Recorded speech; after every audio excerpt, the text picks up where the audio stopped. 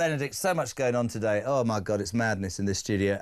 We started the show with this seismic announcement between Donald Trump, the 47th President of the United States, and Sir Keir Starmer, the current incumbent of number 10 Downing Street, announcing a UK-US trade deal. You know me, you're cerebrally a million times in front of me, but for people, I believe, they want it put in layperson's terms. We're getting a bit of detail. Rolls-Royce, aeroplane parts, no tariffs, aluminium, UK steel, that's great, cars down. But this is, I think, the important thing. There is massive cynicism about what we've had to give away to jump to number one in the queue. Yes, we can say we got a deal before the EU. That verifies, in my mind, leaving the European Union. But what are we going to have given? We're going to have to have given something because, you know, let's be honest, Trump is a deal maker. He's a businessman. And I think what people are drawing a comparison to is yesterday. I mean, that Indian deal yesterday, he's extolling the virtues of a £5 billion deal. The truth is Indian relief workers, temporary workers and businesses really being funded by an increase in NI to British businesses and workers so that they don't have to pay any. And I think people will understandably look at this and go, optics are great, V-Day, what does it mean for the money in our pocket? I think the two ways of looking at this is, one, you would expect a trade deal between Britain and the United States to favour the United States because it has for centuries now been the more powerful of the two. So it's always going to be the one that tries to get the better deal out of any sort of agreement. So that's understandable, and we can get into what exactly it is we're going to have to give up. I think the thing with the Indian trade deal is it's very clear that we are also the junior partner in that trade deal as well. And, you know, bear in mind that within my lifetime, within the lifetimes of many people listening to this, India was not a competitor of the United Kingdom economically at all, and it has now got to a position where it is able to impose these sorts of agreements where it wants to be treated as a country akin to the United States or Australia or somewhere like that, where it can actually negotiate favourable tax arrangements for its companies, for its citizens. And it's an asymmetric deal because as much as the government will turn around and lots of supporters of the government will turn around and say, but this applies potentially to British workers as well who go to India. Come on, there aren't many of those, actually. Proportionately, we send far fewer people to go and work in India than they send the other way around. Why? Because it is cheaper for them to employ Indian people in the first place. And that's the whole point. What this does, it creates a situation where it incentivizes Indian companies to employ their own people to do business over here. It's not a good deal, therefore, for lots of average British workers. And at a time when, you know, there's a certain hypocrisy to this as well, given that Keir Starmer... Stay there, Benedict. I'm always live on the radio. I'm on the telly, son. Speak to you later. Bye. Sorry, that was my son. Go on, crack on. You sure that wasn't the Pope? Oh, hold on. It would no. It wasn't the Pope. You're my Pope. You're my Pope, and well done to you. Answer the phone and somebody's saying Father. It could be the Pope trying to get. God, that's true. Oh God, I got that. Well, I got so many. I've got more kids than Boris Johnson, mate. I forget their names. Go on. You were saying. I was saying. So it's a situation where ultimately Britain is having to come to terms with the fact that it is increasingly a junior partner, even in these sort of trade negotiations as well. And as I say, there's a hypocrisy aspect to this as well, given that Keir Starmer just a few weeks ago was saying the age of globalization is over, at which point he then starts signing trade deals with other powers, giving them unfettered access to UK markets. And again, remember the story about the steel mills a couple of weeks ago as well, and the impact that was had by privatization of these industries. Don't think for a second that India wants to do trade with us out of the goodness of its heart. It sees opportunities to make money out of failing British industries at the expense of British workers. So that's that. When it comes to the United States, this is going to mean access for food stuff. It's going to mean access for things like, you know, the fabled chlorinated chicken, beef, the apples that are the size of your head but don't taste of anything. It's going to mean a lot of that. It's going to mean access to US vehicles, a lot of American cars. Now, some of that won't really matter too much because actually we're not sort of in the habit of buying, you know, Dodge Challengers and muscle cars and all that sort of thing. They don't really fit on our roads as much as anything else. But for things like Tesla, that will have certain benefits as well, which is going to go down very well, I suppose, for the eco-loons on the one hand, because they want lots of electric cars, but on the other hand, it's going to make Elon Musk richer. So that's going to cause a real sort of schism within the green lobby. Is it a good thing? Is it a bad thing? There will be other things as well. Supposedly, ethanol is going to be cheaper to import now into the UK, which hypothetically means beer is going to be cheaper to make. Ethanol's not fentanyl. Let's make that point. Somebody said, why is he getting fentanyl into the United Kingdom? No, it's not fentanyl, ethanol. Oh, by the way, listen, I need to just fill you in. I know you had a shot at it. We've got sad breaking news here on Talk. Our Vinny didn't make it. Vinny, we've had it confirmed that our Vinny from Liverpool isn't the new Pope. Job's devastated. But the electing, you try saying that, the electing cardinals have now chosen that Pope. Things will move pretty swiftly now. At this moment, the new Pope is being led into a small room. Can't walk himself. Next to the Sistine Chapel, where he put on the white papal robes and the white smoke, the new pontiff will normally appear on the balcony overlooking St. Peter's Square in the next hour. The senior cardinal will soon confirm the decision with the words, I can't do that, we have a Pope. Introduce the new... All right. Say that again. Habemus Papam. Yeah, sounded like a horse that lost the 2:30 at Goodwood yesterday afternoon. And the new pontiff will be introduced by his chosen papal name. We don't know who it is, but there is a new pope, and we will, hopefully, I mean, just to prove that Drive Time and Talk us everything, we had Trump and Starmer at the end. We might have, sadly not Vinny, but we might have the new pope before 7 o'clock.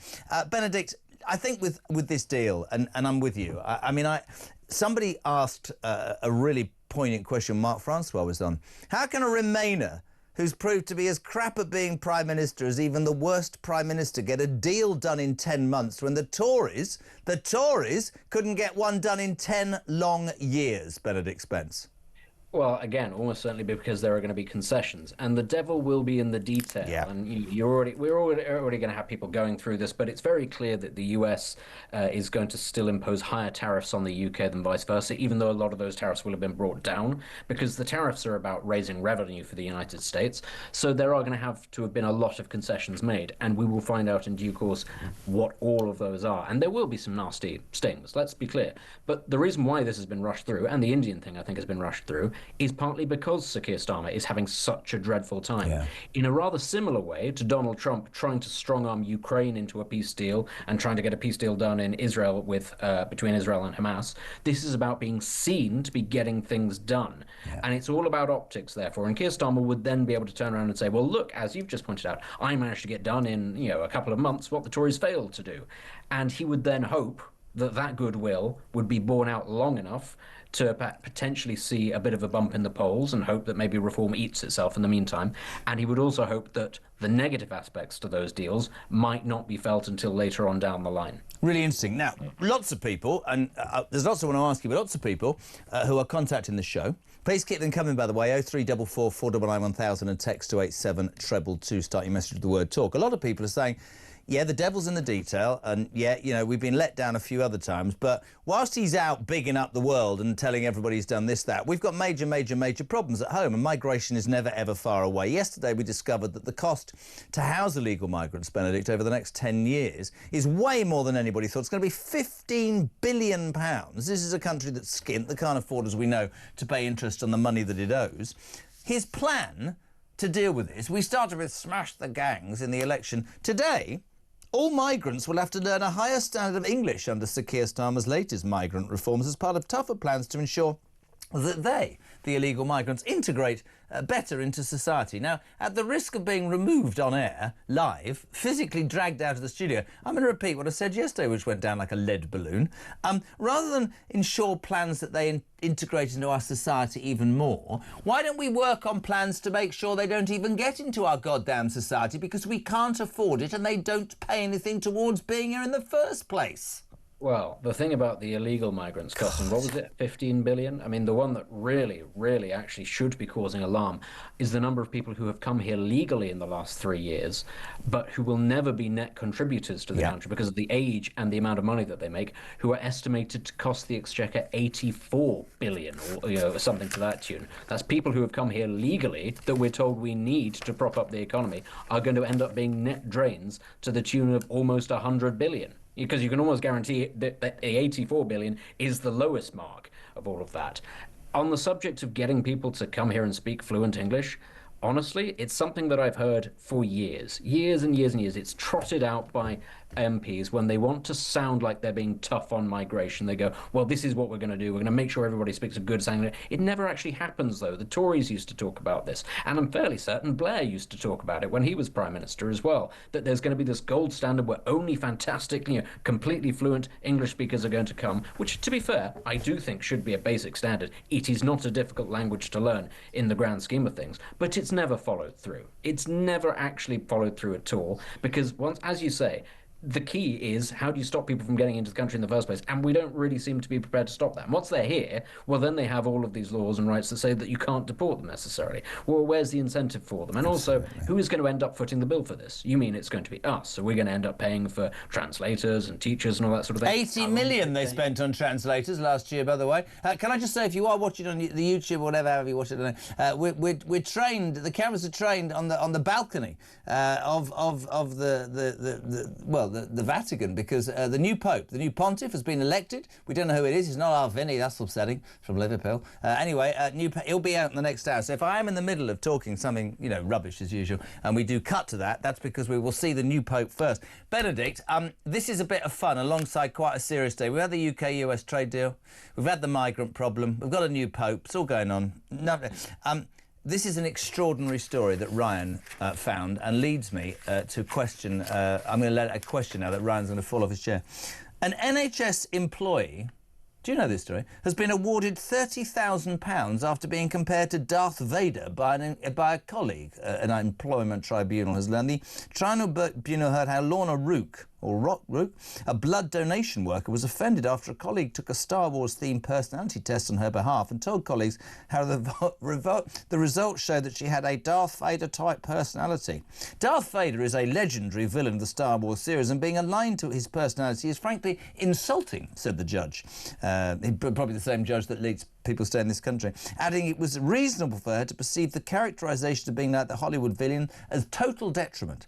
Being associated with traits of the evil overlord known for his mask and scuba-style breathing made Miss Rourke feel unpopular, dark and quite miserable. The tribunal in Croydon in South London awarded her £30,000. Today's question, ladies and gentlemen, who who have you been compared to at school or at work? Did it make you laugh? Did you have fun, or did you get offended? This lady was upset to be called that she was apparently like Darth. I don't think she was told she looked like Darth Vader. Her character traits. She got 30 grand. So 87222. Who have you been? Who have you been told you look like or sound like at work or at home? Has it offended you, or have you had a good laugh about it? What about you, Pope Benedict Spence? At school on the football team, I was compared to Gary Neville because I was an irritating little something or other, but I tried very hard. That was why I was compared to Gary Neville. I was at school. I was associated with hemorrhoids. I was called Kyle Pyle Hemorrhoid, which is in fact a vein in your backside. So that's lovely. But we'd love to hear 87222. Start the message with the word talk. Bit of fun. Benedict, what a day! A new Pope, a UK-US trade deal. Are you feeling happy about life as a UK citizen? Yeah, I am. Arsenal are out of the Champions League. Everything's coming up my way this week. Sorry, who do you support? Liverpool. Get out of here. Thank you very much indeed, Pope Benedict Spence.